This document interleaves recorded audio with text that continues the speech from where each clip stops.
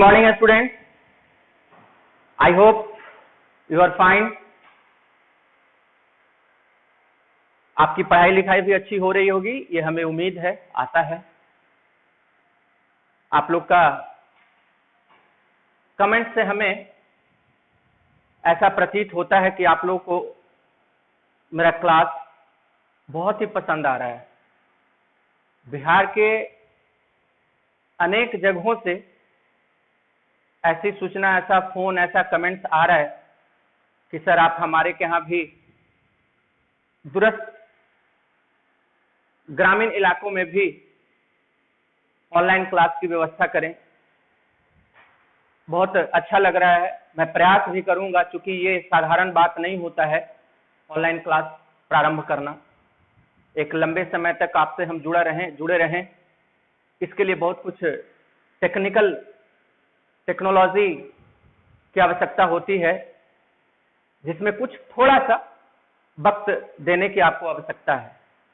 मैं जहानाबाद के भूमि से आपको जो शिक्षा मिल रही है, जो इतना प्यारा लग रहा है, मैं प्रयास करूंगा कि इसे आपके सुदूर गांव इलाकों, ग्रामीण इलाकों में भेजें, जिससे बाहर से जहानाबाद नहीं आकर के जो बच्चे पढ़ सकते हैं उनको भी यहाँ की शिक्षा मिल सके।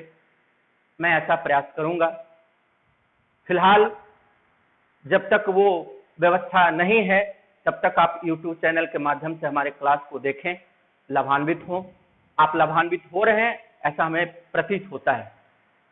धन्यवाद। अब मैं आपको पीछे के क्लास सॉलिड स्टेट को आगे बढ़ाता हूं, जिसको आप समझें। बेहतर तरीके से मैं बताने का प्रयास कर रहा हूं। तो देखते हैं। इसके पीछे वाले क्लास में आपने देखा था कि रवादार और बेरवादार को हमने स्पष्ट किया था, बहुत सारे तरीके से, बहुत सारे एग्जाम्पल से, बहुत अच्छे से आपको समझ में आया है। उसी के टॉपिक को आगे बढ़ाते हुए हम लोग देखते हैं अगले क्लास को।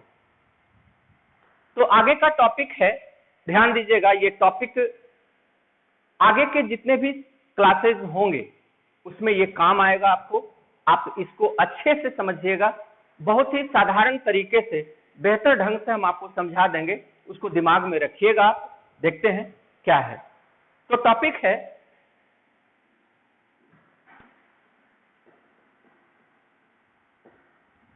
त्रिविम जालक एवं इकाई सेल,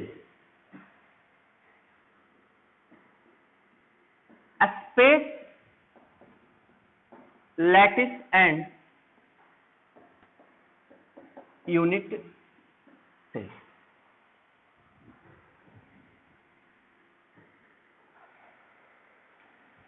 त्रिविम जालक एवं इकाई सेल, स्पेस लैटिस उसी को कह गए, और इकाई सेल को अंग्रेजी में क्या कहा? यूनिट सेल कहा। यह है क्या? बड़ा बारीक चीज इसको समझना है। थोड़ा एग्जाम्पल इतना सटीक और बेहतर हो जाएगा कि आपको समझने में दिक्कत नहीं होगी। आपने देखा इसके पहले कि क्रिस्टल जालक, क्रिस्टल ठोस, रवादार ठोस किसको कहे थे?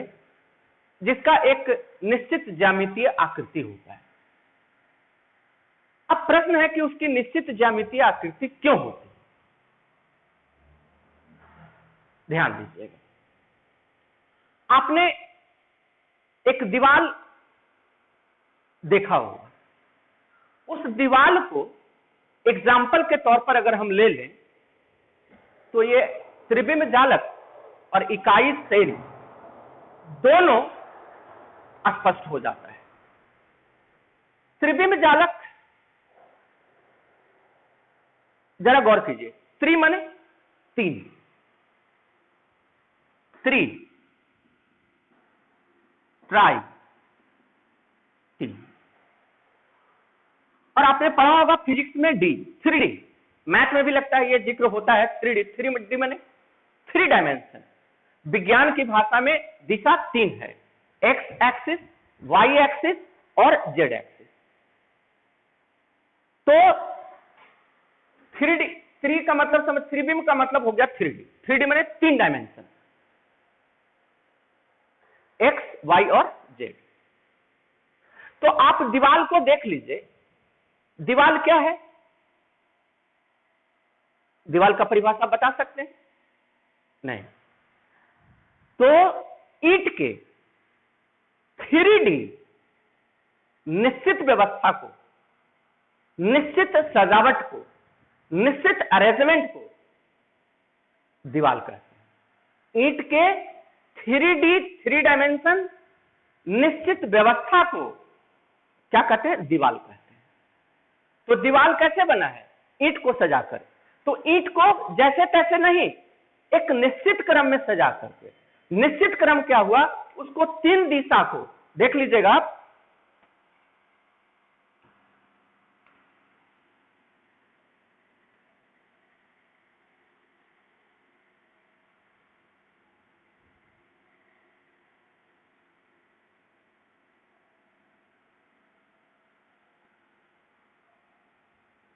ये क्या है? ईंट है। ध्यान दीजिएगा, एक्स एक्सिस, वाई एक्सिस और ये Z axis. X axis, Y axis और ये जेड एक्सिस। तो ये एक ईंट है। ईंट आप देखते हो लंबा है, चौड़ा है, मोटा है। लंबाई 10 इंच होता है ना, चौड़ाई 5 इंच और जो उसकी मोटाई होती है वो 3 इंच का होता है। तो लंबाई एक्स एक्सिस, चौड़ाई वाई एक्सिस और जो मोटाई हुआ वो क्या हो गया? जेड एक्सिस हो गया। जब आप दीवार बनाते हैं या बनाते हुए देखते होंगे राजमिस्त्री को, तो वो साहुल लगाते हैं। वो रस्सी में बांधा हुआ लोहे का एक गोला जैसा होता है, वो क्या होता है? साहुल होता है। तो साहुल से क्या करता है? देखे होंगे कि आप वो किनारे पर जब जाता है तो वहां पे साहुल से उसको सीधा करता है। क्यों सीधा करता है? वही व्यवस्थित करता है। क्या? निश्चित क्रम में। अगर वो साहुल से नहीं व्यवस्थित करेगा तो क्या हो जाएगा? ईंट का जो व्यवस्था है वो जैसे तैसे हो जाएगा और दीवार जो है सीधा व्यवस्थित नहीं होगा। तो दीवार को सही रखने के लिए कहीं पर भी आप उसको देख लीजिएगा तो एक सीधा उसकी व्यवस्था है। तो दीवार को सही रखने के लिए ईंट को क्या करता है? सजाता है। कैसे? 3D में सजाता है, 3 डायमेंशन में सजाता है। इसी के कारण दीवार का एक निर्माण होता है और जो दीवार होता है वो सही दीवार होता है। तो ईंट के 3D, ध्यान दीजिएगा, ईंट के 3D निश्चित क्रम में सजावट को क्या कहते हैं? दीवार कहते हैं। दीवार ईंटों का एक समूह है जिसमें ईंट को 3D निश्चित क्रम में सजाया जाता है, वो क्या कहलाता है? दीवार कहलाता है। और अब दूसरी तरफ देखिए, अगर आपसे पूछे कि दीवार की सबसे छोटी इकाई क्या है, तो एक ईंट दीवार की सबसे छोटी इकाई। जब आप दीवार और ईंट की सही बात को, मेरे कहने का तात्पर्य अगर आप समझ लेते हैं, तो ये त्रिविम जालक और इकाई सेल वही है, दूसरा कुछ नहीं। तो अब हम बात करते हैं त्रिविम जालक और इकाई सेल का। एक और तरीके से हम आपको स्पष्ट करते हैं। जालक शब्द जो है जाल से बना है। जाल देखें, मच्छरदानी देख लीजिए, वॉलीबॉल का जाल देख लीजिए, बैडमिंटन का देख लीजिए। तो आप बैडमिंटन का नेट देखिए, तो उसमें आप देखेंगे कि सभी जो उसके होल हैं वो एक तरीके एक आकार का है कि छोटा बड़ा है? एक आकार का है। आप वॉलीबॉल का नेट देख लीजिए, वो सभी उसके जो होल होंगे वो एक आकार का होगा कि अलग अलग होगा? एक आकार का होगा। क्या कारण है उसका? क्योंकि वॉलीबॉल को जो बनावट करता है उसके नेट को, वो उसकी व्यवस्था अलग होती है और एक समान होती है। बैडमिंटन के नेट को देख लीजिए, उसका जो जाल होता है, उसका जो होल होता है, उसकी जो स्पेस होते हैं, खाली रिक्त स्थान जो होते हैं, वो एक जैसा होते हैं, अलग अलग नहीं होता है। तो क्या कारण है? तो उसको बारी बारी से रिपीट करने पर एक जैसा रिपीट किया जाता है, जिससे एक प्रकार की आकृति प्राप्त हो। इसी चीज से हम इस चीज को समझ सकते हैं। तो ध्यान देते हैं।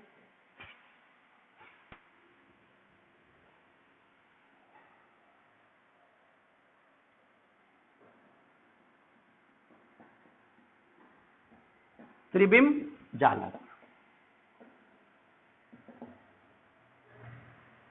तो ध्यान दीजिएगा, रवादार ठोस के अवयवी कण। तो रवादार ठोस का अवयवी कण, दीवार का अवयवी कण क्या हुआ? ईंट। यहां पे हम रवादार ठोस की बात कर रहे हैं, दीवार की जगह क्या हो गया? रवादार ठोस हो गया। और उसके अवयवी कण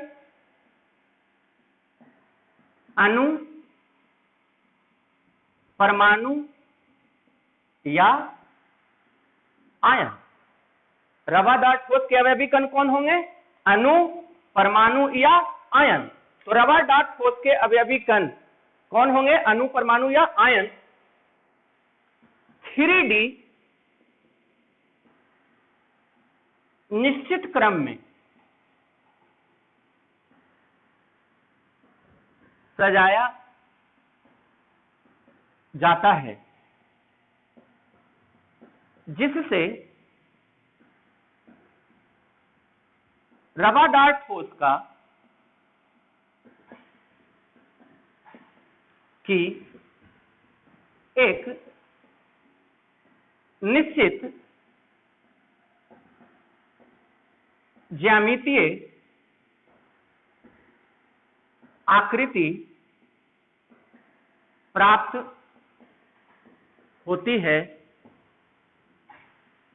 त्रिबिंब जालक कहलाता है।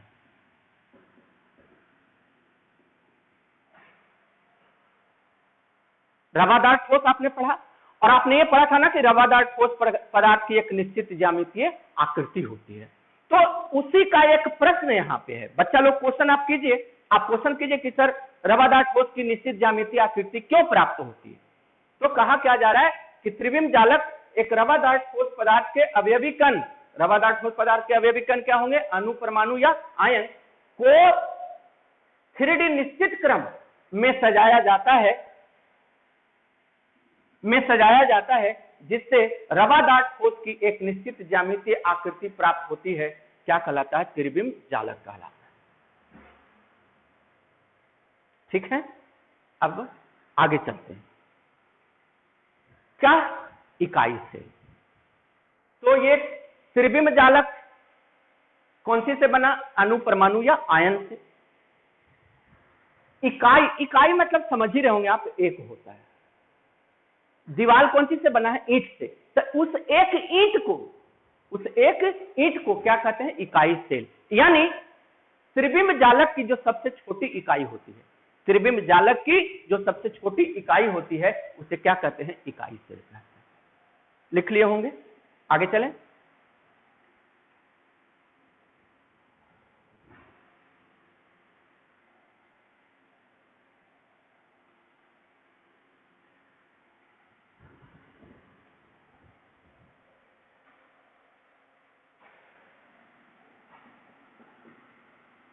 इकाई से त्रिबिंब जालक की सबसे छोटी इकाई को इकाई सेल कहा जाता है। एकदम स्पष्ट हो गया कि एग्जाम्पल से देखिए।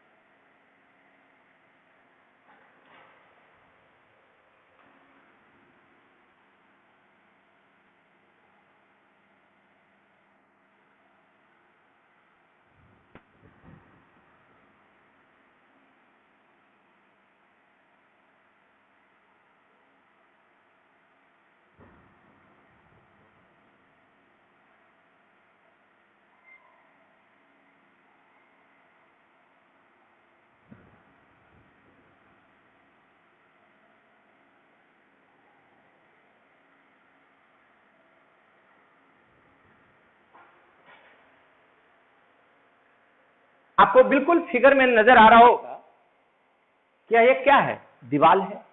दीवाल कैसे बना है, ईंट से बनता है। अब इस ईंट की जो व्यवस्था है आप देख लीजिए कि एक निश्चित क्रम में है या नहीं है कि नहीं है, बिल्कुल नजर आ रहा होगा। तो ये दीवाल क्या हो गया, त्रिविम जालक हो गया। और वो दीवाल की जो सबसे छोटी इकाई यानी कि क्या, ईंट, वो क्या हो गया, इकाई सेल हो गया। तो मुख्य रूप से जो बात है वो त्रिविम जालक का क्या, कि रवादार ठोस पदार्थ के जो अवयवी कण, अणु, परमाणु या आयन निश्चित क्रम में 3D सजते हैं जिससे एक निश्चित ज्यामितीय आकृति बनता है, वही क्या कहलाता है, त्रिविम जालक कहलाता है। और त्रिविम जालक की जो सबसे छोटी इकाई होता है उसे क्या कहते हैं, इकाई सेल। तो ये क्या हो गया,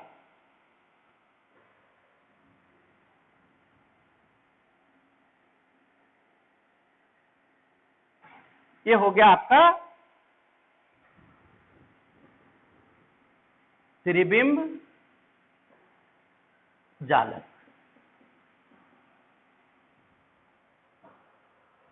और इसकी जो एक ईंट हो गई,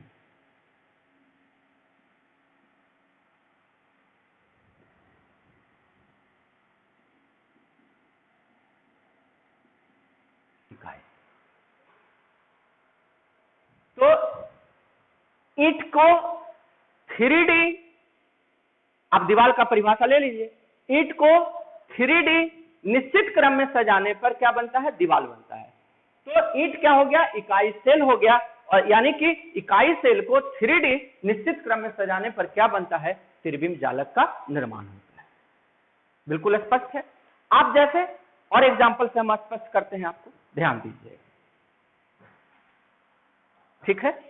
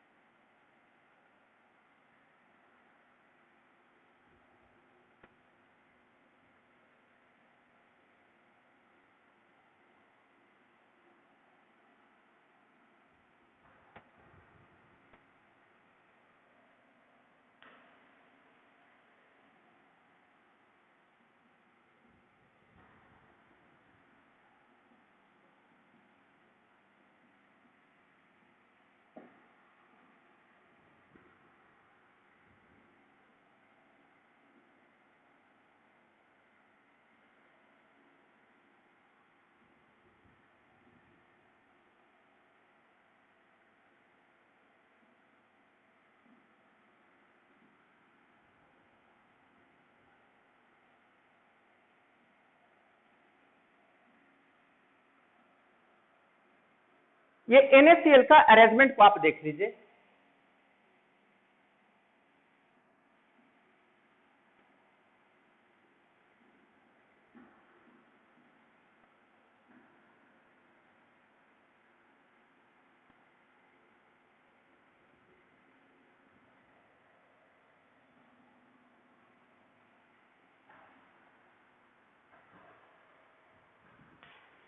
तो NaCl रवादार ठोस का उदाहरण है, क्योंकि Na और Cl के अवयवी कण जो है 3D निश्चित क्रम में,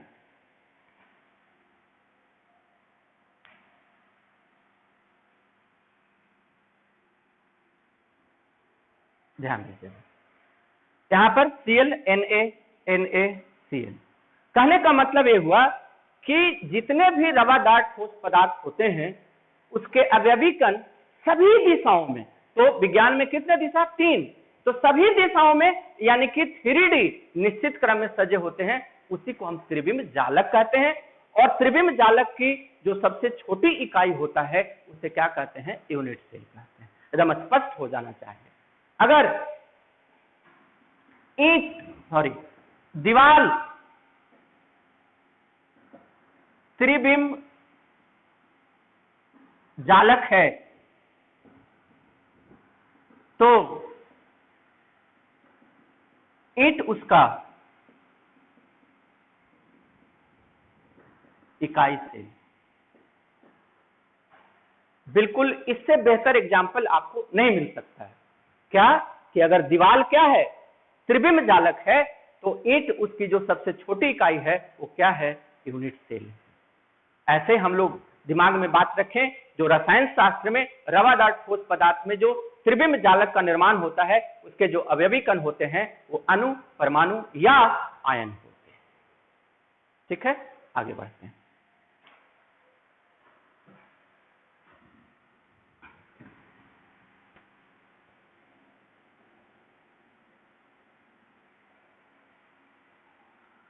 अब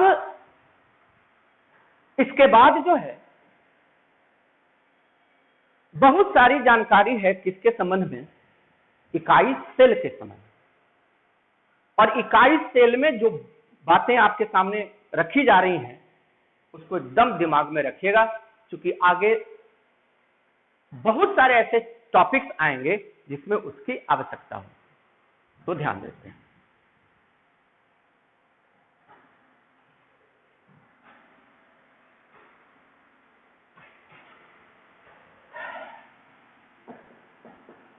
इकाई सेल की मुख्य बिंदु, ध्यान दीजिए।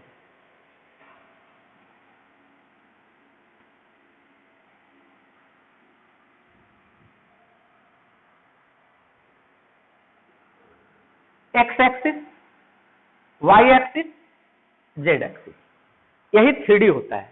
X axis, Y axis, Z axis, X direction, Y direction, Z direction. तो एक्स वाई जेड 3 हो गए। और डायमेंशन, डायरेक्शन, वही डायरेक्शन के लिए हम क्या टर्म यूज करते हैं, डी। डायमेंशन नहीं, डायरेक्शन के लिए हम क्या यूज करते हैं, टर्म डी यूज करते हैं, जिसको हम क्या कहते हैं, 3D कहते हैं। तो इकाई सेल का मुख्य बिंदु में कौन कौन सी बातें हमको दिमाग में रखना है। तो एक्स एक्सिस के अलोंग इकाई सेल की जो भुजा की जो लंबाई होती है वो हम रिप्रेजेंट करते हैं ए से, बाई एक्सिस के अलोंग को बी से, और जेड एक्सिस के अलोंग को सी। तो इकाई सेल के तीनों भुजा ए, बी और सी, एक्स के लॉन्ग, बाई के लॉन्ग और जेड के लॉन्ग क्रमशः ए, बी और सी होता है। अब जो है ए और बी जो भुजा है उसके बीच जो एंगल होता है उसको कहते हैं अल्फा, और बी और सी के बीच जो भुजा है उसके बीच जो एंगल बनता है उसको क्या कहते हैं, बीटा, और ए और सी के बीच जो भुजा के बीच एंगल बनता है उसको क्या कहते हैं, गामा कहते हैं। यानी मुख्य बिंदु में आपको 6 बातें यहां पे आएगी कि प्रत्येक इकाई सेल का 3 भुजा और 3 कोण, भुजा ए, बी और सी, और कोण अल्फा, बीटा और गामा होता है। ठीक है, इसको देख लीजिए जरा।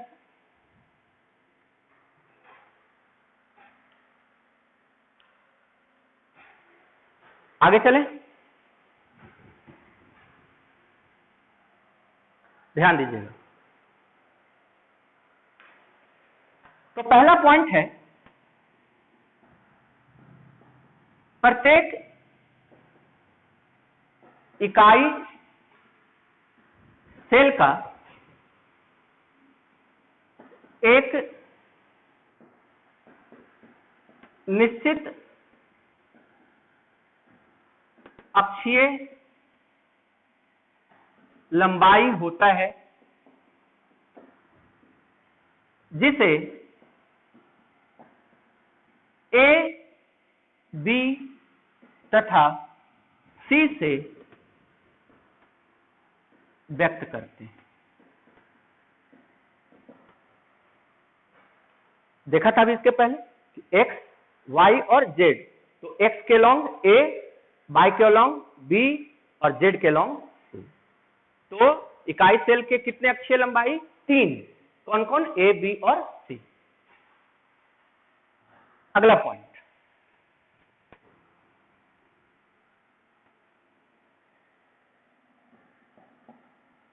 ध्यान दीजिएगा।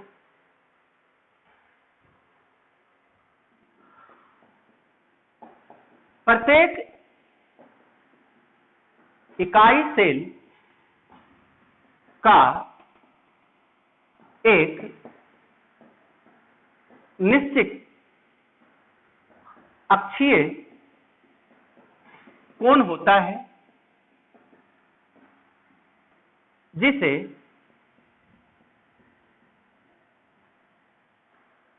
अल्फा, बीटा तथा गामा से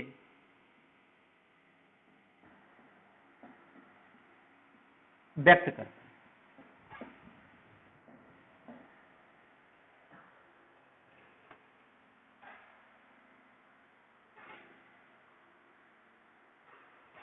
ठीक है,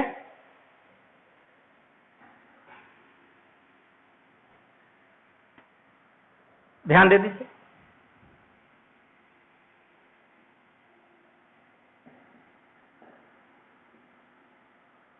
एक्स एक्सिस बाई, और ये क्या हो गया, जेड एक्सिस हो गया। तो ये हो गया भुजा की लंबाई ए, ये हो गया बी, और ये हो गया सी। इसको हम अल्फा, इसको हम बीटा, और इसको हम गामा कहें। ठीक है, आगे देखते हैं।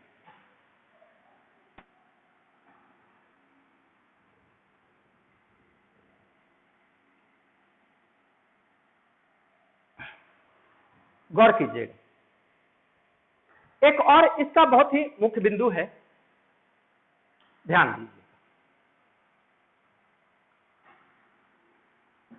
सतह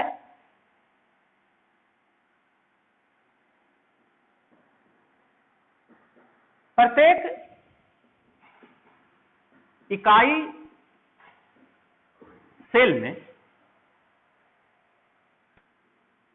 6 सरफेस सतह, 8 कॉर्नर कोना और 12 कोण किनारा उपस्थित होता है। गौर कीजिएगा, आप लोग कुछ नहीं तो लूडो देखे हैं, लूडो का पासा देखे हैं, खेलते हैं ना लूडो। तो लूडो पर जरा विचार कीजिए, उसके पासा पर, लूडो पर नहीं, लूडो के पासा पर विचार कीजिए।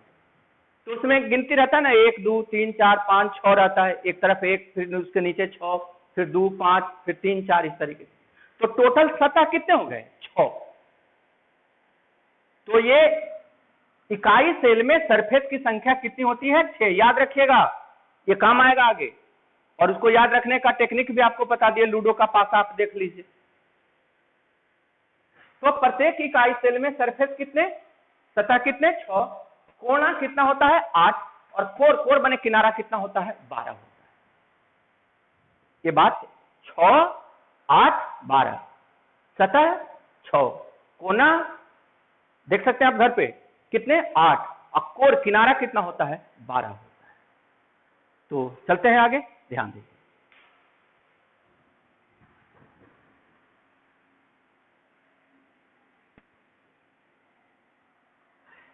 ये सारी बातें जो आपने देखा, ये आगे के क्लास के लिए बहुत ही जरूरत का चीज है, इस बात को दिमाग में रखिए। तो ध्यान दीजिएगा,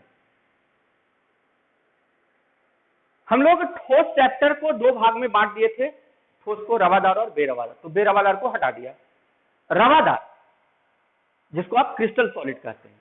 तो रवादार ठोस से ही बात आई है त्रिविम जालक का और इकाई सेल का। तो त्रिविम जालक और इकाई सेल में अब जो हम चर्चा कर रहे हैं वो किसका चर्चा कर रहे हैं, इकाई सेल का चर्चा कर रहे हैं। इकाई सेल के बारे में आपने देखा कि उसके 3 अक्षीय लंबाई, 3 अक्षीय कोण, सरफेस 6, कोना 8 और किनारा कितना होता है? 12 होता है। ये दिमाग में रखना ही होगा, दिमाग में हमेशा इस बात को सोचना है, देखना है, तभी जाकर के आगे का जो टॉपिक्स होगा, न्यूमेरिकल्स होगा, थ्योरी होगा, वो सब आपको समझ में आएगा निश्चित रूप से। ठीक है, आगे चलते।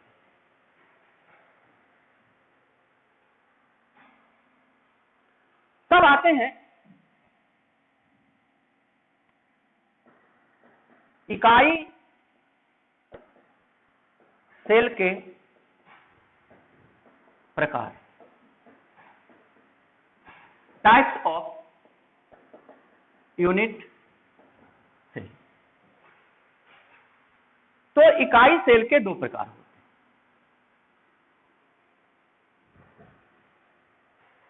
पहला है प्रिमिटिव या सिंपल यूनिट सेल, और दूसरा होता है सेंटर्ड यूनिट सेल। प्रिमिटिव या सिंपल, फिर दूसरा क्या है? Centered unit cell. बारी बारी से हम इसको अध्ययन करते हैं, ये जरूरत का चीज है, आगे आपको ये सारे चीज का यूज है।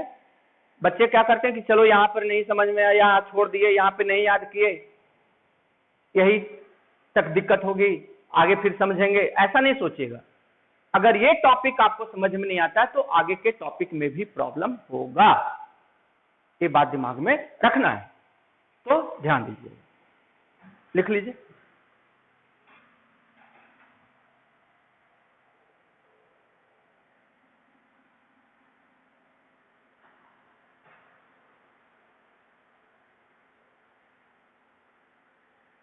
ध्यान दीजिए।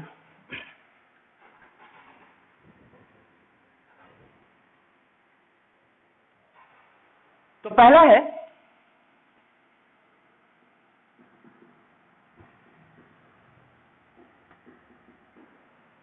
Simple unit cell. गौर कीजिए,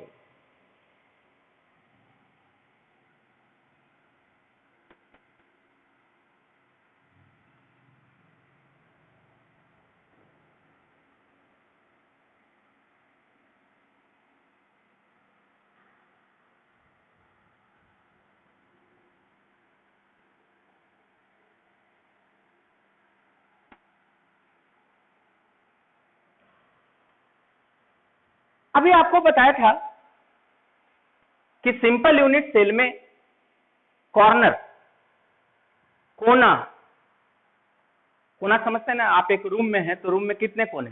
4, 2, 3, 4 होता है कि नहीं होता है? तो सिंपल यूनिट सेल में आपने देखा था कि कोना कितना होता है, कॉर्नर कितने होते हैं? 8। तो ध्यान दीजिएगा,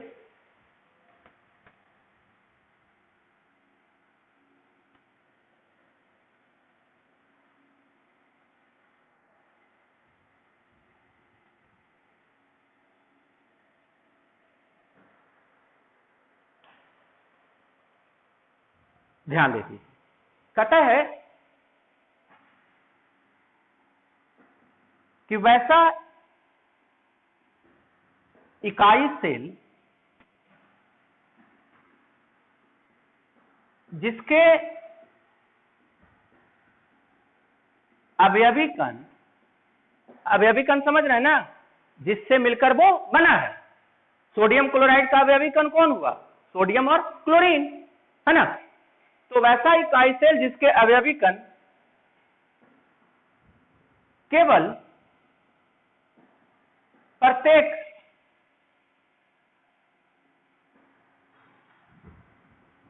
कॉर्नर, कोना में उपस्थित होता है।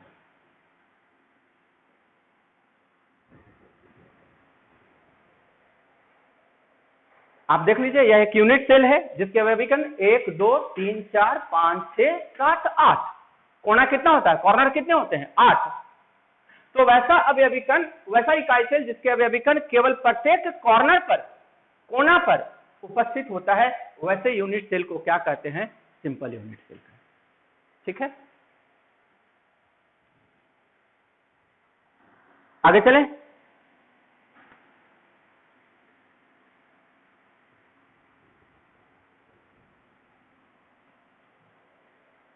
दूसरा है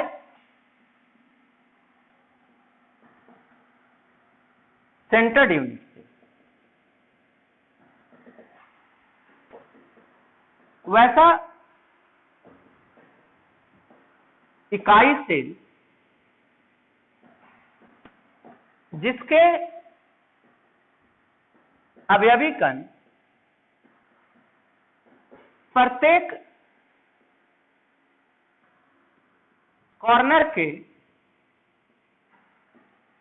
अतिरिक्त अन्य भाग में भी उपस्थित होते हैं, सेंटर्ड यूनिट सेल कहलाता है।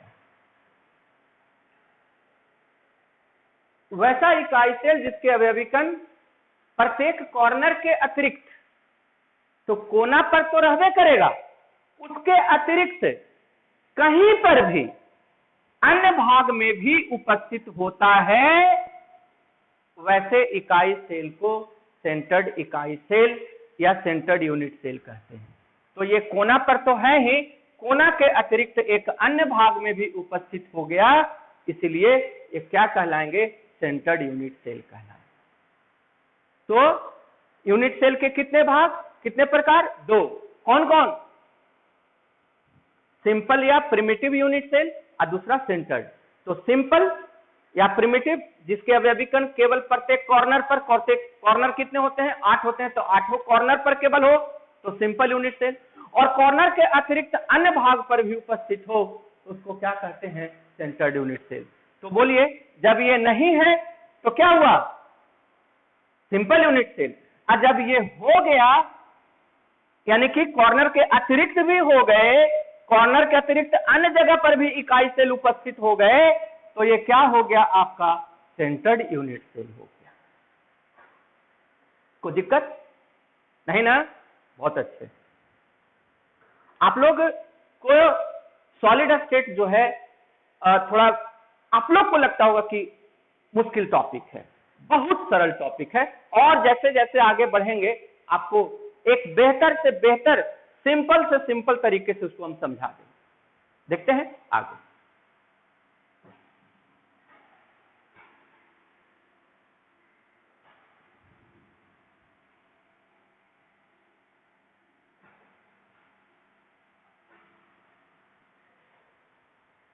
और तब आता है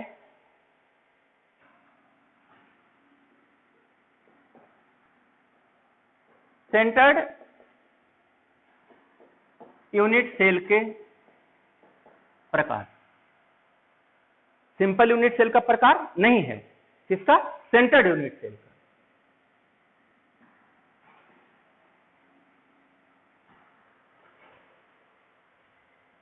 इसके 3 प्रकार।